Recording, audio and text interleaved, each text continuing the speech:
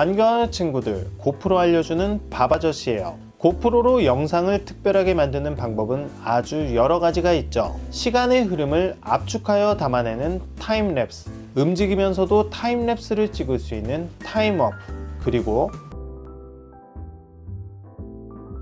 그래요. 고프로로 영상을 특별하게 만드는 방법이 몇 가지가 없기 때문에 오늘은 슬로우 모션에 대해 이야기해 보겠어요. 우리는 슬로우 모션을 통해 분위기를 고조시키기도 하고 찰나의 순간을 천천히 만들기도 하며 어떠한 장면을 극적으로 만들 수도 있죠. 우리가 슬로우 모션을 특별하게 느끼는 것은 사람의 눈으로는 볼 수 없는 모습이기 때문일 거예요. 하지만 슬로우 모션이라고 촬영한 영상을 단순히 느리게만 만들어주면 끝나는 것은 아니에요.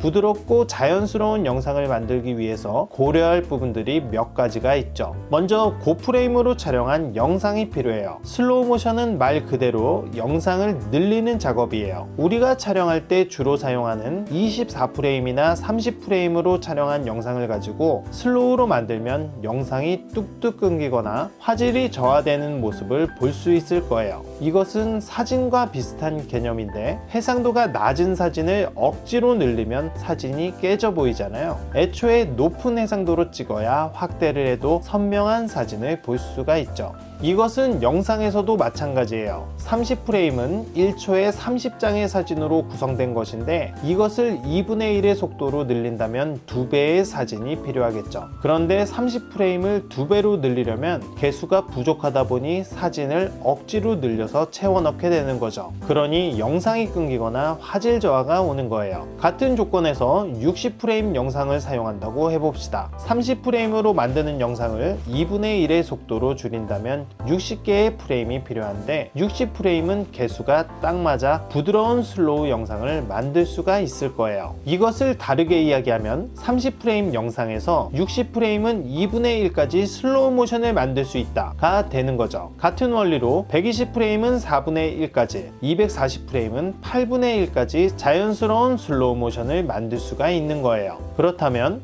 무조건 큰 프레임을 사용하는 게 좋은 거 아닌가요? 라고 생각하는 친구들이 있을 수가 있어요. 하지만 고프레임일수록 용량이 커져 저장 공간이 부족해지고 편집도 버거워지게 되겠죠. 아저씨 경험상 브이로그에서 갬성 한 스푼 불어넣는 슬로우는 60프레임이면 충분하고 찰나의 순간도 120프레임이면 충분히 보여줄 수 있어요. 물론 더 느린 영상을 원한다면 더 높은 프레임을 사용하면 되죠. 하지만 높은 프레임은 필요할 때 원하는 부분만 촬영하여 효율적으로 사용하는 것이 좋은데 여기서 자연스럽게 고프로로 넘어가 볼게요. 그 전에 아저씨는 구독과 좋아요, 알람 설정을 해달라고 막 조르는 스타일이 아니기 때문에 점잖게 딱 이야기하고 넘어갈게요.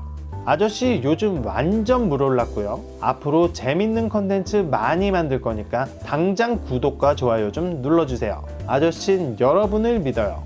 일단 기본적인 영상 촬영은 24프레임이나 30프레임 원하는 질감으로 촬영하면 돼요. 그러다 슬로우로 촬영해야 할 부분이 있으면 미리 저장해 놓은 프레임 프리셋을 바로 적용하는 겁니다. 프리셋은 이렇게 필요할 때 바로 꺼내 쓰라고 있는 거니까요. 고프로의 60프레임이나 120프레임 아니면 그 이상의 고프레임을 미리 세팅해 놓아요. 개수의 제한이 없으니 사용할 만한 것은 얼마든지 쌓아 놓아도 좋아요. 그리고 필요할 때 이렇게 꺼내 쓰는 거예요. 근데 60프레임 이상의 고프레임으로 설정하면 전에 안 보이던 달팽이 버튼이 보일 거예요. 이것을 누르고 영상을 촬영해도 당장 변화가 있진 않을 거예요. 하지만 촬영한 영상을 확인해 보면 슬로우 모션으로 재생되는 모습을 볼 수 있죠. 여기서 정상 속도의 영상을 보고 싶다면 속도계 버튼을 누르면 정상 속도의 영상이 재생될 거예요. 이것을 보고 고프로에서 슬로우 모션의 영상이 바로 만들어진다고 착각할 수도 있는데 이것은 영상을 슬로우 모션으로 만들어주는 것이 아니라 고프레임으로 촬영한 영상의 슬로우 모션을 미리 보여주는 거예요. 촬영 후 컴퓨터로 옮겨보면 정상적인 영상이 있는 것을 확인할 수 있을 거예요. 달팽이 버튼을 누르지 않더라도 고프레임으로 찍은 영상은 재생 중에 속도계 버튼을 누르면 슬로우 모션의 모습을 바로 볼 수 있어요. 앞서 이야기한 것처럼 슬로우 촬영에 필요한 고프레임 영상은 용량을 많이 차지하고 편집도 버겁기 때문에 슬로우 모션을 염두에 두고 촬영할 때만 효율적으로 사용하는 것이 좋다는 것